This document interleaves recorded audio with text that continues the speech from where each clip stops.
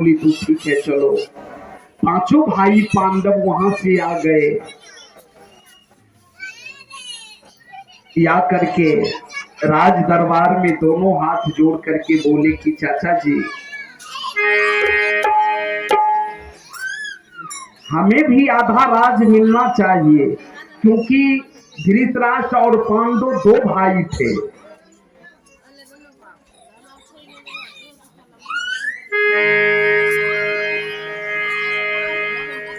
हमारा पिता तो किसी कारण से मृत्यु हो गया, इसलिए राजा तो आप हैं, तो कम से कम आधा राज तो हमें दे दीजिए। धृतराष्ट्र महाराज बोले कि ठीक है युधिष्ठिर महाराज तुम्हें आधा राज मिलेगा, क्योंकि हम पांडव दो भाई थे, तुम्हारा पिता ही राजा था, लेकिन वो मृत्यु होने के बाद यहाँ का राजा मुझे बनाया गया, इसलिए तुम्हें आधा राज मिलेगा, जरूर मिलेगा।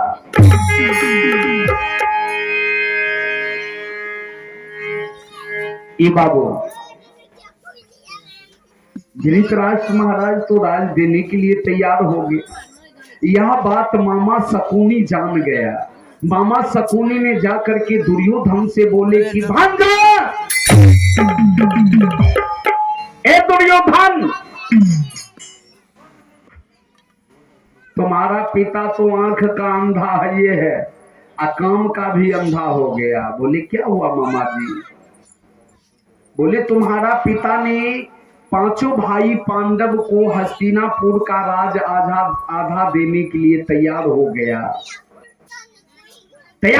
है। कहीं आधा राज पांचों भाई पांडव को दे देगा तो तुम गरीब हो जाओगे। बोले कैसे चाचा जी? बोले मान के चलिए 100 बीघा जमीन है, अब 50-50 बंटवारा होगा तो 50-50 बीघा का हिस्सा होगा, तो तू 100 भाई है, 50 बीघा में कितना हिस्सा पड़ेगा? बोले 10-10 कट्ठा। अब बोले 50 बीघा में वो 5 भाई है, कितना होगा? बोले 10-10 बीघा। बोले वो पैसा वाला मातबर हो जाएगा और तू 100 भाई गरीब हो जाएगा, इसलिए राज बंटवारा मत करो, कह दो कि हम सुई का नोक बराबर राज हस्तिनापुर का पांचों भाई पांडव को नहीं देंगे।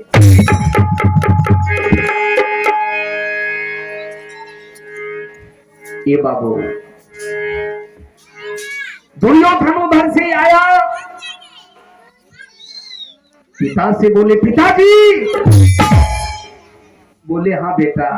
बोले आप आधा राज देने के लिए तैयार है पांचों भाई पांडव को? बोले हाँ बेटा, आधा राज उनको मिलेगा, क्योंकि हम पांडु और धृतराष्ट्र दो भाई थे।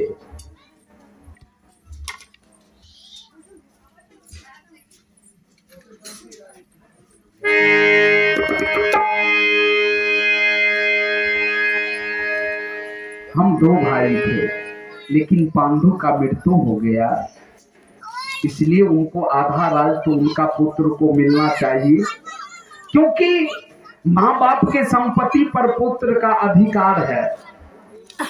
माँ बाप के संपत्ति पर पुत्र का अधिकार है, इसलिए उनके पुत्र को आधा दे दूंगा राज।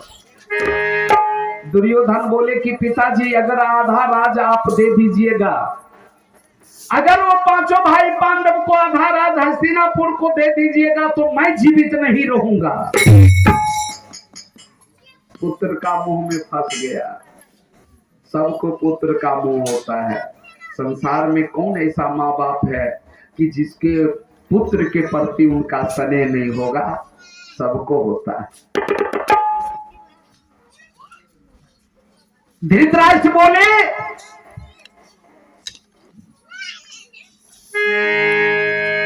बेटा आधा राज होना चाहिए, देंगे आधा राज। बोले पिताजी हम आधा राज पांचों भाई पांडव को हस्तिनापुर का राज नहीं देंगे।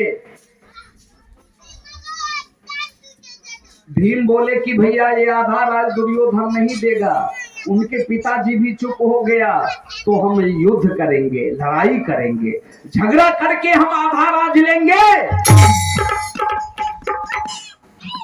युधिष्ठिर महाराज साधु थे, संत थे, भगवान का भक्त थे, धर्म का पालन करते थे। युधिष्ठिर महाराज बोले भीम हम झगड़ा नहीं करेंगे। बोले क्यों भैया? बोले कि ये संपत्ति किसी का नहीं है।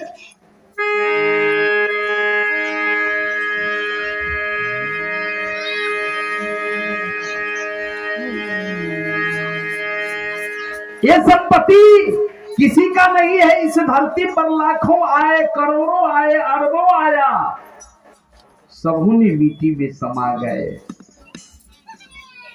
हम झगड़ा नहीं करेंगे। बोले दुर्योधन आधा राज मिलना चाहिए। बोले मैं सुई का नोक बराबर हस्तिनापुर का राज नहीं दूंगा। मिट्टी का है काया तेरा। ए दुर्योधन सुन ले, तू मत अभिमान कर। मिट्टी का है काया तेरा, ये माटी के मकान, ये तो सारे झूठे नाते, झूठे जग जहां।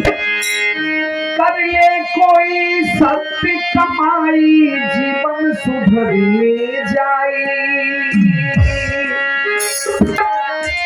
कर ले कोई नेक कमाई, जीवन सुधरिए जाए।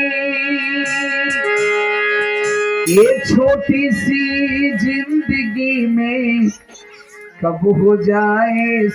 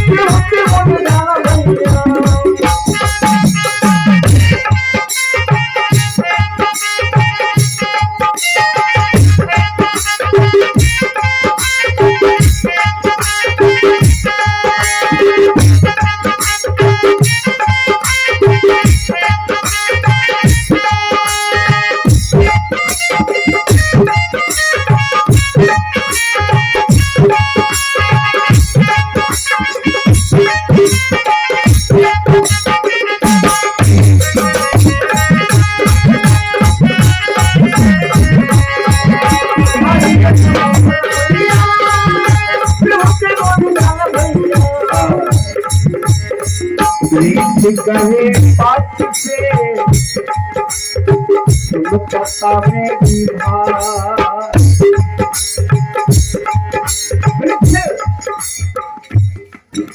कहे पाठ से सुन पत्ता मेरी भाई।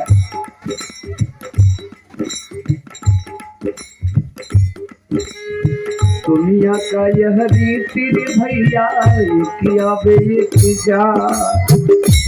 ये जन्म मृत्यु दो चीज मनुष्य का साथ नहीं छोड़ता है। दो चीज, जन्म और मृत्यु। जन्म लिए हैं तो मरना है, दिन हुआ तो रात होना है, रात हुआ तो फिर दिन होना है, सूर्य उदय हो गया तो अस्त भी होगा।